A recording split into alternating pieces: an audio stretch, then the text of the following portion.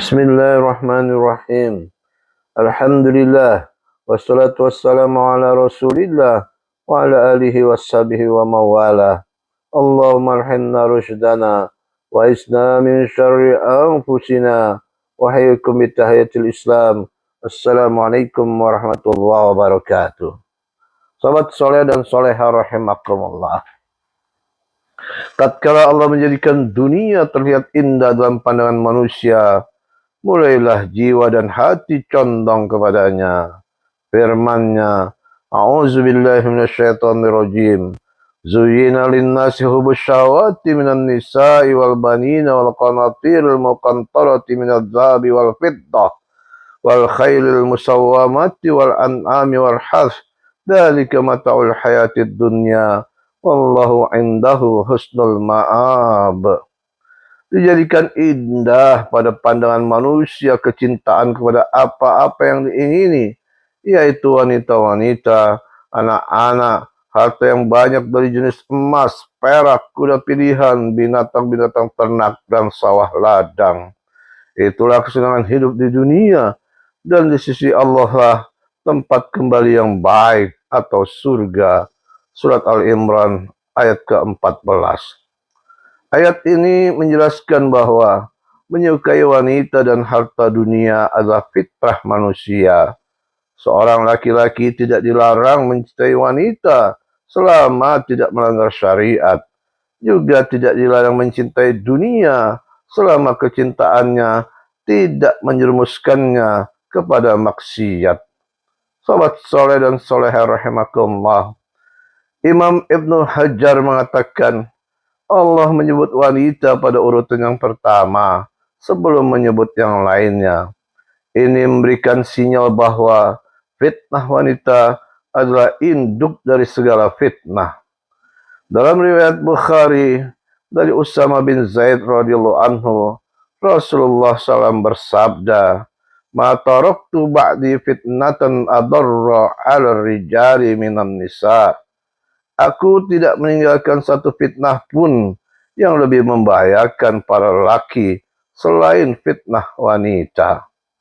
Hadis ini tidak berlebihan, karena fakta memang telah membuktikan meskipun wanita diciptakan dengan kondisi akal yang lemah, namun betapa banyak lelaki yang cerdas, kuat dan gagah perkasa dibuat tunduk di bawah kekuasaannya. Meskipun para wanita diciptakan dengan keterbatasannya, namun betapa banyak para penguasa jatuh tersungkur dalam jeratnya. Meskipun wanita dicipta dengan keterbatasan agama, namun betapa banyak ahli ibadah akhirnya bermaksiat kepada Rabb-Nya karenanya. Tidak sedikit yang nekat berbuat korupsi demi istri tercinta. Tidak jarang pedang terhunus, darah tertumpah karena wanita. Betapa banyak orang yang waras dengan akal yang sempurna menjadi gila gara-gara wanita. Bahkan sering kita jumpai seorang laki-laki rela bunuh diri demi wanita. Atau yang lebih parah dari itu semua, entah berapa orang mukmin yang mendadak berubah menjadi kafir gara-gara wanita. Pantaslah jika Rasulullah SAW mengatakan fitnah wanita adalah fitnah yang luar biasa. Sobat soleh dan soleha rahimakumullah. Bahkan umat terdahulu hancur binasa juga gara-gara wanita. Rasulullah SAW mengabarkan dalam sabdanya, "Innad dunya khulwatun hudratun wa inna allaha mustakhlifukum fiha wa yanzuru kaifa ta'malun. Fattaqul dunya wattaqun nisa wa inna awwala fitnati bani Israel kanat fin nisa." Sesungguhnya dunia itu begitu manis dan hijau, dan Allah mempercayakan kalian untuk mengurusnya. Allah ingin melihat bagaimana perbuatan kalian. Karenanya jauhilah fitnah dunia dan jauhilah fitnah wanita, sebab sesungguhnya fitnah pertama kali di kalangan Bani Israel adalah masalah wanita. Sobat soleh dan soleha rahimakumullah.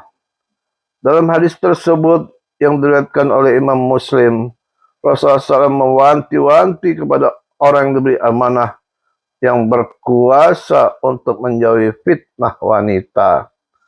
Asy-Syaikh Muhammad Al-Amin Asy-Syinkiti rahimahullah menjelaskan bahwa bisa jadi godaan dan tipu daya wanita itu lebih besar daripada godaan atau tipu daya setan. Beliau menjelaskan ayat tentang fitnah, godaan setan yang lemah, yaitu firman Allah Ta'ala, Inna kaidah syaitani kana dha'ifa. Sesungguhnya tipu daya atau godaan setan itu lemah. Quran surat An-Nisa ayat ke-76.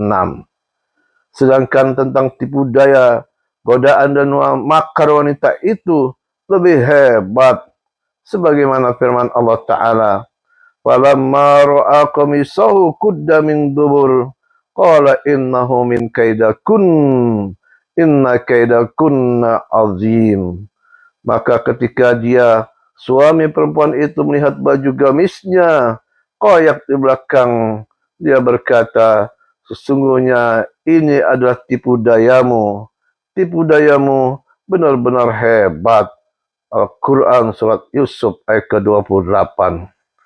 Ayat yang mulia ini, yakni surat An-Nisa ayat 76, apabila dipadukan dengan ayat yang lain, yakni surat Yusuf ayat ke-28, akan menghasilkan penjelasan bahwa tipu daya, godaan, dan makar wanita itu lebih dahsyat dibandingkan tipu daya, godaan, dan makar setan. Namun hal ini bukanlah untuk meremehkan godaan dan tipu daya setan sama sekali. Akan tetapi menunjukkan bahwa begitu besarnya godaan dan fitnah wanita bagi kaum laki-laki. Penjelasan beliau ini dikaitkan dengan berbagai dalil yang menunjukkan bahwa wanita adalah fitnah, godaan terbesar laki-laki dari semua fitnah dan godaan yang ada. Sa'id bin Musayyib rahimahullah mengatakan, Ma ya'isa syaitanu min syai'in illa atahu min kibalin nisa. Tidaklah setan berputus asa untuk menaklukkan manusia kecuali dia akan datang memperdaya dan menaklukkannya dengan perantaraan wanita. Sobat soleh dan soleha rahimakumullah, kita cukupkan dahulu, semoga bermanfaat. Lebih kurangnya mohon maaf. Kita tutup dengan doa kafaratul majlis. Subhanakallahumma wa bihamdika asyhadu an la ilaha illa anta astaghfiruka wa atubu ilaik. Assalamualaikum warahmatullahi wabarakatuh.